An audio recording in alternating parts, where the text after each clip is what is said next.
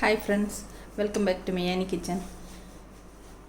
ഞാൻ ഏത്തപ്പഴം വാങ്ങിക്കൊണ്ട് വന്നത് വെച്ചിരുന്നത് നല്ലപോലെ പഴുത്ത് തൊലിയൊക്കെ കറുത്ത് വന്നു. അപ്പോൾ ഞാൻ വിചാരിച്ചു ഇതും കൊണ്ടൊരു പഴം പ്രഥമൻ ഉണ്ടാക്കാമെന്ന്. അപ്പോൾ അതിന് ആദ്യത്തെ സ്റ്റെപ്പ് എന്താണെന്ന് വെച്ചാൽ നമുക്ക് ഈ പഴം നല്ലതുപോലെ സ്റ്റീം ചെയ്ത് വേവിച്ചെടുക്കാം. അപ്പോൾ ഒരു സ്റ്റീമറിൽ അടുപ്പത്ത് വെച്ചിട്ട് നമുക്ക് ഈ പഴം വേവിച്ചെടുക്കാം.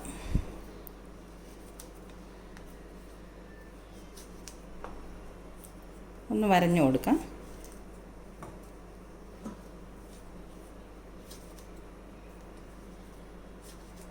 ഇത് കഴുകി എടുത്തതാണ് പഴം. കഴുകി വൃത്തിയാക്കി തൊലിയോടുകൂടി നമുക്ക് സ്റ്റീം ചെയ്തെടുക്കാം.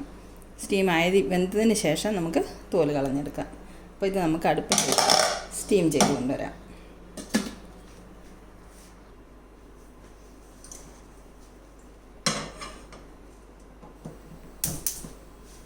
പഴം ഇവിടുന്ന് സ്റ്റീമായി വരട്ടെ. അപ്പോഴത്തേക്ക് നമുക്ക് ബാക്കി വേണ്ട സാധനങ്ങളൊക്കെ തയ്യാറാക്കി വെക്കാം.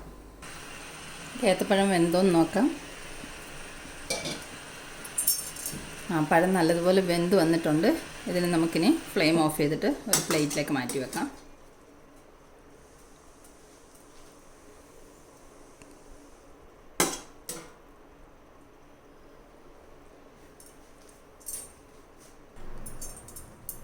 പഴത്തിൻ്റെ തോല് കളഞ്ഞിട്ട് നമുക്കിത് തണുത്ത് കഴിയുമ്പോൾ മിക്സിയുടെ ജാറിലിട്ട് നല്ലതുപോലെ അരച്ചു കൊണ്ടുവരാം.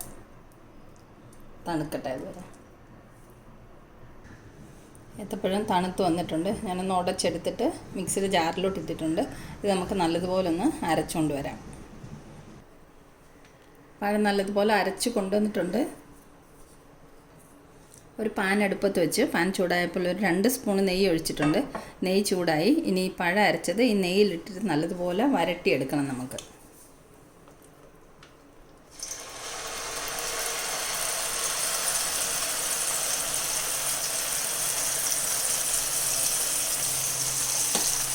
നല്ലതുപോലെ വരട്ടിയെടുക്കാം.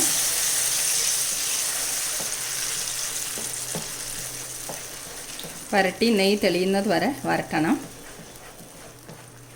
നമുക്കിത് വരട്ടി കൊണ്ടുവരാം.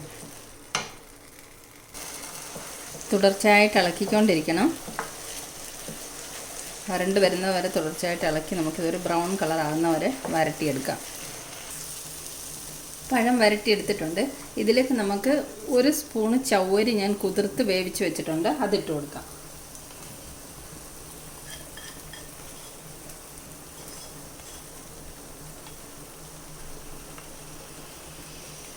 കുതിർത്തിട്ട് നല്ലതുപോലെ വേവിച്ച ചവ്വരിയാണ്. അതിട്ട് കൊടുക്കാം. അതിട്ടിട്ട് ഇളക്കി മിക്സ് ചെയ്യാം നമുക്ക്.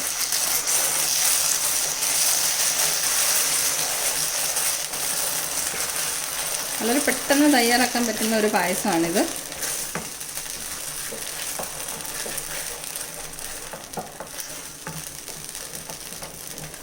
ഇത് രണ്ടും കൂടെ നല്ലതുപോലെ മിക്സ് ചെയ്തു. ഇതിലേക്ക് ഇനി നമുക്ക് ശർക്കര പാനി ഒഴിച്ചു കൊടുക്കാം. ശർക്കര ഇവിടെ നിന്ന് വെള്ളത്തിലിട്ട് തിളപ്പിച്ച് അലിയിച്ച് വെച്ചിട്ടുണ്ട്. ഇത് നമുക്കൊരു അരിപ്പയിലൂടെ അരിച്ച് ഒഴിച്ചു കൊടുക്കാം. എന്തെങ്കിലും മണലോ കല്ലോ എല്ലാം ഉണ്ടെങ്കിൽ പോയി കിട്ടും.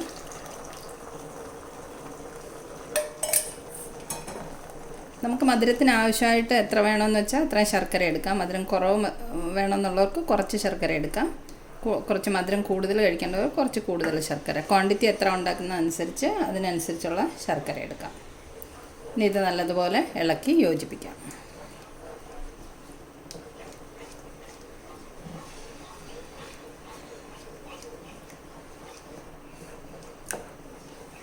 ഇതെല്ലാം കൂടി ഒന്ന് നല്ലതുപോലെ മിക്സായി വന്നതിന് ശേഷം നമുക്ക് പാലൊഴിച്ചു കൊടുക്കാം.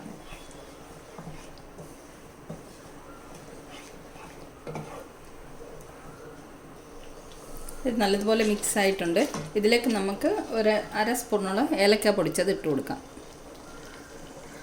ഇത് ഏലക്കയുടെ കുരുവും പഞ്ചസാരയും കൂടെ കൂട്ടി പൊടിച്ചതാണ്. അതിട്ട് നല്ലോണം ഒന്ന് ഇളക്കി മിക്സ് ചെയ്യാം. ഇനി ഇതിൻ്റെ ഫ്ലെയിം ഓഫ് ചെയ്യാം. ഇതെല്ലാം മിക്സായി നല്ലതുപോലെ വന്നിട്ടുണ്ട്. ഇതിലേക്ക് നമുക്ക് പാല് കുറേശ്ശായിട്ട് ഒഴിച്ചു കൊടുക്കാം.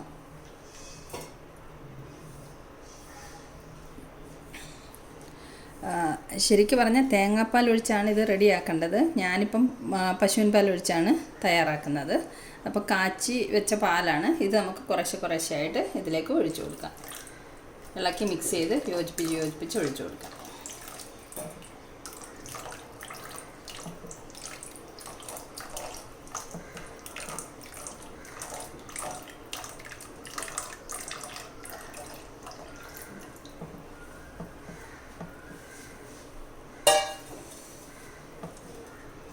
പാലൊക്കെ എത്ര വേണമെന്ന് വെച്ചാൽ ആവശ്യമനുസരിച്ച് ഒഴിച്ചു കൊടുക്കാം. ഇനി ഇതിരുന്ന് കുറുകുവാണെങ്കിൽ വീണ്ടും നമുക്ക് കുറച്ചും കൂടെ തിളപ്പിച്ച പാൽ ഒഴിച്ചു കൊടുക്കാം. പാലൊഴിച്ച് നല്ലതുപോലെ മിക്സ് ചെയ്തെടുക്കാം.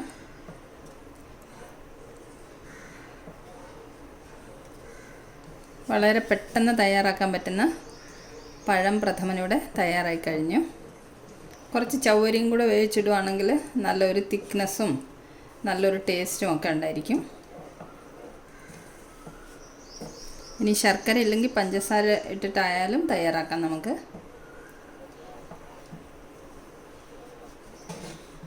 ഇത് കണ്ടോ, നല്ല അടിപൊളി പായസം തയ്യാറായി കഴിഞ്ഞു.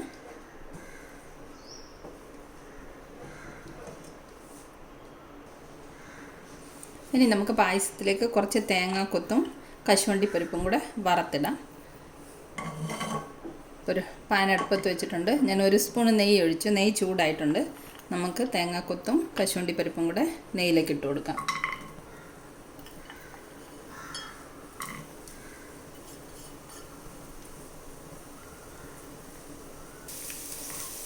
നല്ലതുപോലെ ഒന്ന് മൂത്ത് ചുമന്ന് വരുമ്പോൾ നമുക്കിത് പായസത്തിലേക്ക് ഇട്ട് കൊടുക്കാം.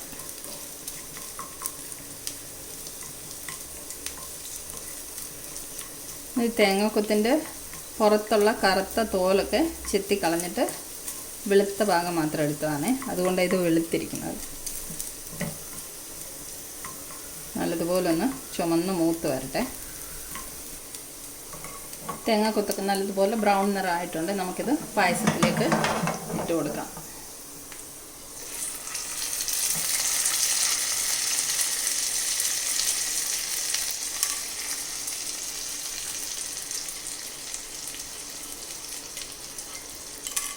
ഇളക്കി മിക്സ് ചെയ്യാം.